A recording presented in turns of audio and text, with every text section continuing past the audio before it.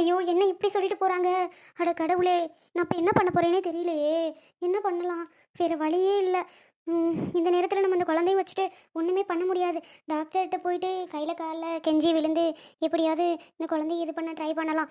ஏன்னா, இந்த குழந்தைய வச்சுட்டு நம்ம இருக்க சூழ்நிலையில அத வளர்த்து ஒண்ணுமே பண்ண முடியாது. நம்ம கொஞ்சம் ஃபினான்ஷியலா கொஞ்சம் வந்துட்டோம் அப்படின்னா, குழந்தையும் வர்றது நல்லது. கண்டிப்பா அரவிந்த்கிட்ட சொன்னோம் அப்படின்னா, அவன் குழந்தை வேணும்னு தான் சொல்லுவான். அவன் சொல்றான்னு நம்ம கேட்க முடியுமா என்ன? அவனுக்கு வேற வேலை இல்ல. இது எப்படியோ தெரியாம வந்துட்டு, டாக்டர்கிட்ட கையில கால்ல விழுந்து நம்ம சிச்சுவேஷனை சொன்னா, டாக்டர் ஏதாவது ஐடியா பண்ணுவாங்கல்ல. சரி போயிட்டு பேசுவோம். வேற வழி இல்ல. பேசாம டாக்டர்கிட்ட போயிட்டு கேட்ட வேண்டியது தான் நம்ம. டாக்டர் வராங்க. டாக்டர் டாக்டர் கொஞ்சம் வாங்களேன். என்னம்மா, குழந்தைய பத்தி எதுவும் பயப்படுறியா? ஒரு பயமும் இல்லம்மா. குழந்தை நல்லா ஹெல்த்தியாவே இருக்கு. ஒரு பிரச்சனையும் இல்லை. நீ ஒன்றும் பயப்படாத. சரியாம்மா? இல்லை டாக்டர், அதை நினச்சிலாம் எனக்கு பயம் இல்லை. அப்புறம் என்னம்மா, வேற எதுக்கு பயந்துட்டு இருக்க? குழந்தை நல்லா இருக்கு, ஒன்றும் பிரச்சனை கிடையாது. வேற எதுக்காக நீ பயப்படுற?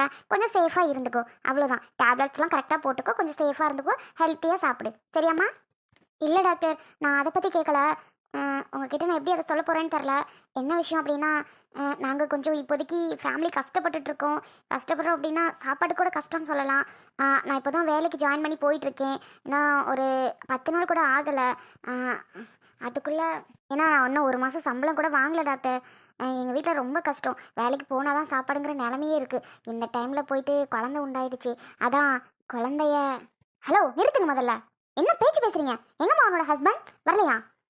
ஹஸ்பண்டை கூப்பிடு முதல்ல. டாக்டர், ஏன் கோவப்பட்டு திட்டுறீங்க? என் ஹஸ்பண்ட் வரல, நான் மட்டும் தான் ஹாஸ்பிட்டல் வந்தேன். ஓ, ஹஸ்பண்ட் வரலையா? நீ மட்டும் தான் ஹாஸ்பிட்டல் வந்தியா? இப்போ என்னம்மா உனக்கு பிரச்சனை? என்ன சொல்ல வர? இல்லை டாக்டர், என்ன சொல்ல வரேன்னா, இந்த குழந்தை எனக்கு வேணாம். நீ இந்த குழந்தைங்கும் போது எனக்கு நல்லாவே தெரியுமா. என்னம்மா நீ பொண்ணு, படிச்சிருக்கியா? படிச்சிருக்கேன், இன்ஜினியரிங் முடிச்சிருக்கேன். டாக்டர், அப்படி இல்லை, இந்த விஷயத்துக்காக உலகமே ஏங்கிட்டு இருக்கு. உனக்கு முதல்ல அது தெரியுமா? யாருக்குமே ஈஸியாக கடவுள் கொடுக்கறதே கிடையாது இப்போதெல்லாம். என்னம்மா நீ பேசுகிற? உனக்கு கொடுத்துருக்கு அப்படின்னா சந்தோஷப்படு. அதை விட்டுட்டு வேணான்ட்டு இருக்கா? சி, இந்த மாதிரி பொண்ணை நான் பார்த்ததே கிடையாது. ஒன்றை மாதிரி என்கிட்ட எவ்வளவோ கேஸ் வருது, ஆனால் ஒன்றை மாதிரி யாருமே வரல. எனக்கு இல்லைன்னு சொல்லி தான் அலறாங்களே தவிர, மற்றபடி ஒன்றை மாதிரி எனக்கு வேணான்னு சொல்லி யாருமே வர கிடையாதம்மா. இங்கே பாரு பொண்ணு, என்ன உனக்கு ஜாப் முக்கியம்? இதுவும் உனக்கு லைஃப்பில் ரொம்ப ரொம்ப முக்கியம். நீ ஜாப் இந்த மாதம் போகலன்னா அடுத்த மாதம் போகலாம், அடுத்த வருஷம் கூட போகலாம், அதுக்கு அடுத்த வருஷம் கூட போகலாம். ஆனால் உனக்கு குழந்தைங்கிறது இப்போதைக்கு ரொம்ப ரொம்ப முக்கியம். அதை பார்த்துக்கோ. எனக்கு எல்லாமே புரியுது டாக்டர். ஆனாலும் எனக்கு என்ன பண்ணுறதுன்னு தெரில. ஏற்கனவே என் ஹஸ்பண்டோட அப்பாவும் முடியாமல் இருக்காங்க, அவங்க அக்காவும் முடியாமல் இருக்காங்க. அவங்களுக்கு ஹாஸ்பிட்டல் மந்த்லி செலவே அவ்வளோ ஆகுது. நாங்கள் இப்போ குழந்தைன்னு வந்துட்டா அதுக்குன்னு தனியாக நாங்கள் செலவு பண்ண அதிகம் வேணும். எங்களால் முடியாது டாக்டர். நாங்கள் இப்போ குடும்ப பிரச்சனையை தீர்க்குறதுக்கே நாங்கள் 2 பேர் வேலைக்கு போனால் தான் முடியுன்ற சுச்சுவேஷனில் இருக்கோம். இப்போ நான் இதுவும் வந்துட்டா நான் ஒர்க்குக்கு போக முடியாது டாக்டர். அதனால தான் கொஞ்சம் யோசிச்சுட்டு இருக்கேன். ப்ளீஸ் எனக்காக. இங்கே பாருமா, ஒழுங்கா இங்கேருந்து போயிரு. திரும்பி என்கிட்ட இதெல்லாம் பேசிகிட்டு இருக்காத. ஒழுங்கா குழந்தைய பெற்று வளர்க்குற வழியை பாரு. போமா முதல்ல. பேசுகிற பேச்சு இப்போதான். என்னடா இந்த டாக்டர் இப்படி திட்டுறாங்களேன்னு நினைக்காத. எனக்கு அவ்வளோ கோவம் வருது நீலாம் சொல்கிறத பார்த்தா. அவ்வளோதான் சொல்லுவேன். எங்கே இருந்து தான் அதுக்கெல்லாம் வரதுகளோ தெரில. இல்லாமல் எவ்வளோ பேர் கஷ்டப்படுறாங்க. இதுகளுக்கு புரிய மாட்டேங்குது. இப்போ வேணான்னு சொல்லுவேன். நீ வேணும்னாலும் சில நேரம் வரவே வராது, பார்த்துக்கோ. கடவுளே, டாக்டர் என்ன இப்படி திட்டிட்டு போகிறாங்க. என்ன பண்ணலாம்? சரி, ஹாஸ்பிட்டலில் ஒன்றுமே பண்ண முடியாது இதுக்கு. வீட்டில் போயிட்டு ஏதாவது யூடியூப்பில் பார்த்து சர்ச் பண்ணி ஏதாவது பார்க்கலாம். அப்போதான் ஏதாவது வீட்டில் உள்ள ஃபுட்டை வச்சு சாப்பிட்டு ஏதாவது பண்ண முடியுமா அப்படின்னு சொல்லி பார்க்கலாம். அதை விட்டால் வேறு வழியே நமக்கு இல்லை. அவசியமா, நல்லா இருக்கியா? என்னடி அம்மாளுக்கு ஃபோனே பண்ணல? நீ ஆஃபீஸ் போயிட்டியோ என்னமோன்னு தான் நினச்சி நானும் பண்ணலம்மா. ஹலோ அம்மா, அதான் பண்ணிட்டேனேம்மா. இன்னைக்கு நான் ஆஃபீஸ் போகலம்மா. காலையிலேருந்து ஒரு மாதிரி தலைவலியாக இருந்ததா, சரி என்னத்தான் ஆஃபீஸ் போகணும்னு சொல்லிட்டு லீவ் போட்டேன். வீட்டில் தாம்மா இருக்கேன். கௌசி தலை வலிக்குதா? எடி ஆஸ்பத்திரி இது போகலாம்ல டீ உன் புருஷன்ட்ட சொல்லி. ஆஸ்பத்திரி நீ போலையா? என்னம்மா செய்யுது? தலையா வலிக்குது, வேற எதுவும் பண்ணதா? இல்லைம்மா, தலைவலி தான். ஹாஸ்பிட்டல் போயிட்டு தான் வந்தேன். இப்போ ஓகேம்மா. அப்பதான் இங்கேயே இருக்கு. ம், கரெக்டாக கேட்குற, வந்து உட்காருது. யாரிடி போன்ல? உங்க பேத்தி தான் கௌசி. கொடுத்தா நான் பேசி எத்தனை நாளாச்சு தெரியுமா? கட்டி கொடுத்ததுக்கு அப்புறம் ஒரு நாளில் பிள்ளையை பார்க்கல. போன குண்டா நான் பேசுறேன் அவகிட்ட. ஏம்மா கௌசி, உன் அப்பத்தா கிட்ட பேசுறியா? குடுமா. ரொம்ப நாள் ஆச்சு அப்பத்தாட்ட பேசி. நான் பேசுறேன். ம், சரி தாரேன். இந்தாங்கத்தா பேசுங்க. எம்மாடி கௌசி குட்டி, அப்பத்தா எப்படி இருக்கியா? நல்லா இருக்கீங்களா அப்பத்தா? என்ன அப்பத்தா சண்டை போட்டு இங்கே வந்துட்டீங்களாமோ மல்லிகா சித்திக்கிட்டா? அதை விடு. என்னத்தை பழச போனதை வந்ததை பேசிக்கிட்டு. ஆமாம், போட்டாச்சு வந்தாச்சு. இங்கே உங்கள் வீட்டில் தான் இருக்கேன். என் மருமகளும் என் பேரன் பொண்டாட்டி எல்லாம் நல்லா பார்த்துக்குறாவட்டி. அதை விட்டு. ஆமாம், உன் வீட்டில் எத்தனை பேர்? அப்பதான் எங்கள் வீட்டில் நான் இருக்கேன், என் ஹஸ்பண்ட் இருக்காரு, அப்புறம் என்னோட மாமா அத்தை இருக்காங்க, மாமியார் மாமனார், என்னோட நாத்தனார் குழந்தைங்க இருக்காங்க. குழந்தைனார் ஒருத்தவங்க இருக்காங்க. அப்பதான் அவரு டாக்டருக்கு படிச்சுட்டு இருக்காரு. என்னத்தா இம்புட்டு வேறு சொல்கிற? இம்புட்டு வேருக்கு நீ எப்படி சமாளிப்ப? ஆ, என்ன மாமனார் மாமியார் நாத்தனார் குழந்தைங்க இவ்வளோ பேர் ஒரு வீட்டில் ஒன்றா தான் இருக்கீங்களா? ஏன் அப்பதா?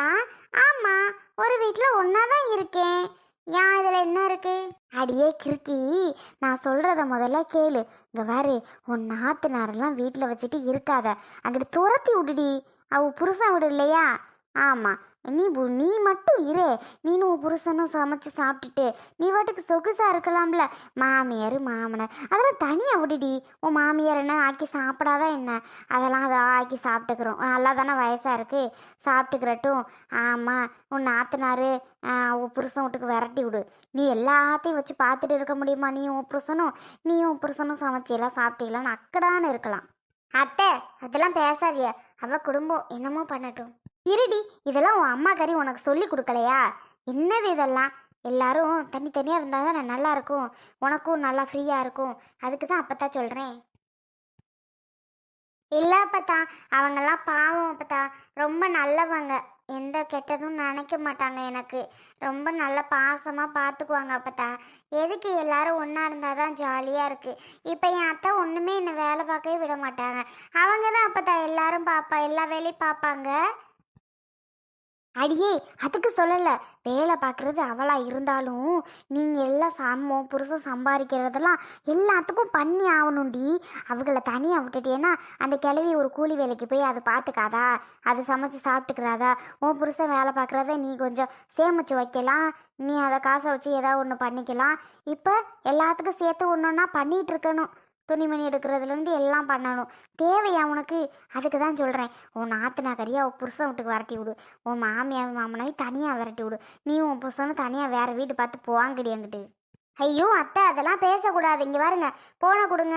அவளாச்சு அவள் குடும்பம் ஆச்சு, அவள் என்னமோ பண்ணிக்கிடுவா. நம்ம எதுக்கு அதெல்லாம் சொல்லிக்கிட்டு இருக்கணும்? அதெல்லாம் தப்பு. கொடுங்க ஃபோனை. உன் அம்மாவை என்னதான் சொல்கிறதுன்னு தெரில. இதெல்லாம் உனக்கு தெரியாது தானே? தெரியாது, நம்ம பிள்ளைக்கு சொல்லிக் கொடுப்போன்னு சொல்லி கொடுக்குறாளா பாரு. நான் சொல்ல வேண்டியதாக இருக்குது இவ்வளவு. ஷோ அப்பத்தா, இதனால் ஒன்றும் இல்லை அப்பத்தா. சரி அப்பத்தா, நான் ஃபோனை வைக்கிறேன். சரித்தா, சரி வை. அப்பத்தா என்ன? நான் ஒரு முடிவு பண்ணியிருக்கேன் அப்பத்தா. என்னடி முடிவு பண்ணியிருக்க நீ? பாருங்க, நானும் என் புருஷனும் தனியாக வீடு பார்த்து போக போகிறோம். என்னோட அத்தையும் மாமாவும் தனியாக விட போகிறோம். நீங்கள் ஒரு ஆள் எதுக்கு இருக்கிறீங்க? நீங்கள் ஒரு ஆள் கூலி வேலைக்கு போயிட்டு தனியாக சமைச்சு சாப்பிட்டுக்கிறங்க. அடிப்பாவி, தனியாக நான் கூலி வேலைக்கு போகவா? அடியே, கூலி வேலைக்கு போகிற வயசாடி எனக்கு. நான் எப்படி கூலி வேலை பார்த்து சமைச்சு சாப்பிடுவேன்? எனக்கு என் மயம் இருக்கையில் நான் ஏன் கூலி வேலைக்கு போகணும்? போடி வேலையை தவளை. யாரை பார்த்து கூலி வேலைக்கு போக சொல்கிற? எனக்கு மயம் இருக்கேன். நான் என் மயங்கனுக்கு கஞ்சி ஊற்றுவேன். அப்புறம் ஏன் எனக்கு மயம் இருக்கேன்? நீ பார்க்கத்தானே. இப்போ தான் கூலி வேலைக்கு போகணுமா? கூலி வேலைக்கு போடி, நீ கஞ்சி ஊத்தாட்டி என் மரமும் ஊற்றுவா. என்னத்தா நான் சொல்கிறது கரெக்டு தானே? ஆமாம் ஆமாம் ஆமாம் அன்பு, நீ சொல்கிறது கரெக்டு தாண்டி. ஆமாம் அப்பதான் துரங்கதுக்கு ஏத்தாப்புல எங்களோட கூட ஒன்று இருக்குது, ஓட்டக்கூடா. அதில் தங்கிக்கிடுங்க. தங்கிக்கிட்டு வேலைக்கு போயிட்டு சமைச்சு நீங்களே சாப்பிட்டுக்கிறங்க அப்பத்தா. ஆமா. இங்கே பாருங்க வழக்கமாறு பிஞ்சு வேறு வழக்கமாறு என்னடி பேச்சு பேசுகிற நீ? ஆமாம், நான் கூடத்தில் போய் இருக்கணுமா? ஆ, அது சரிதான். நான் ஏன் போகணும்? ஏன் மயத்து தண்டி வீடு கட்டி போட்டிருக்கையில தெரியுதுல்ல, வயசான காலத்துல நம்ம போய் சம்பாரிச்சு சாப்பிட முடியாது அப்படின்னு உங்களுக்கு புரியுதா புரியலையா? புரியுதுல அப்பத்தா? அது மாதிரி தானே அவங்க வீட்லையும் அவங்க மாமனாரும் மாமியாரும் வயசானவங்க, அவங்க மட்டும் எங்க போய் சம்பாரிச்சு சாப்பிடுவாங்க? அவங்க நாத்தனாரு காலு நடக்க முடியாதவங்க, அவங்க என்ன பண்ண முடியும் பிள்ளைகளை வச்சுட்டு? அதனால அவங்க அம்மா வீட்டில் இருக்காங்க, அவங்க அம்மா அவ பிள்ளைய பார்த்துக்கிறாங்க, பேர பிள்ளையில பார்த்துக்கிறாங்க, எல்லாரும் சந்தோஷமா தான் இருக்காங்க. கௌசிக்கு அங்கே ஒரு கஷ்டமும் இல்லை, அவங்க தான் சமைக்கிறாங்க, கௌசியை நல்லபடியாக பார்த்துக்கிறாங்க, எந்த பிரச்சனையும் இல்லை. உங்களுக்கு என்ன இப்படிதான் போட்டு விட்டு குடும்பத்தை கலைக்கிறது என்னப்பதா? நான் அந்த முடிவு தான் பண்ணியிருக்கேன் அப்பதா, நீங்க தனியா போய்க்கிடுங்க. நீங்க மட்டும் உங்க பையன் வீடு நீங்க இருக்கலாம்னு எவ்வளவு ஹானஸ்டா சொல்றீங்க. அது மாதிரி தானே அவங்களுக்கு அவங்க பையன் வீடு, அவங்க இருந்தா என்ன சொல்லுங்க அப்பதா? இருந்தா என்ன? நானும் தான் உங்க எல்லாரையும் விரட்டிட்டு நானும் என் புருஷனோட சொகுசா இருக்கலாம் தான். ஆனா உங்க புத்தியெல்லாம் எனக்கு இல்லை அப்பத்தா. என் அம்மாவும் என் அப்பத்தாவும் இப்படியெல்லாம் சொல்லி கொடுக்கல. அன்பு, கரெக்டாக சொன்னேன். எல்லாருக்கும் புரிகிற மாதிரியே சொல்லியிருக்கத்தா. ஆமாம், நான் கூட இப்படியெல்லாம் சொல்லி கொடுக்கல அந்த பிள்ளைக்கு. நல்லா இருக்கணும், குடும்பத்தோடு ஒற்றுமையாக இருக்கணும்னு தான் சொல்லிக்கிட்டு இருக்கேன். ஆனால் என் அத்தை சொல்லும் போதே நீ கண்டுபிடிச்சிட்ட. பரவாயில்ல பரவாயில்ல, மாமியாருக்கு இப்படித்தான் கொடுத்துக்கிட்டணும். இன்னும் என்னத்த, அந்த பிள்ளை நல்லா இருக்க குடும்பத்தையும் கிளச்சிட்டு இருக்குது இந்த பாட்டியம்மா, அதுக்கு தான் சொன்னேன். சரித்தா, நான் வாயவே திறக்கல பே. இனி ஏதாவது குடும்பத்துல ஒன்ன கொட்டையை கிளப்பிட்டு இருந்தியா இந்த முடிவு தான் எடுக்கிற மாதிரி வரும். இனியாவது ஒழுங்கா நல்ல விதமா பேசுங்க, நல்ல புத்தியை வச்சிருங்க. ஏ அப்பா, உன் மருமகளுக்கு இருந்தால் இவ்வளோ ரப்பு ஆகாது. எப்படி பேசுகிற பாரு. நான் என்னத்த உன் மாவுக்கிட்ட அப்படி சொல்லிவிட்டேன், இந்த வரத்து வாரா? சொன்னதுக்கு தான் உங்களுக்கு பதிலடி தாரா, வேற என்ன? போங்கடி, நீங்களாச்சும் உங்கள் குடும்பமாச்சு, எனக்கு என்ன வந்துச்சு?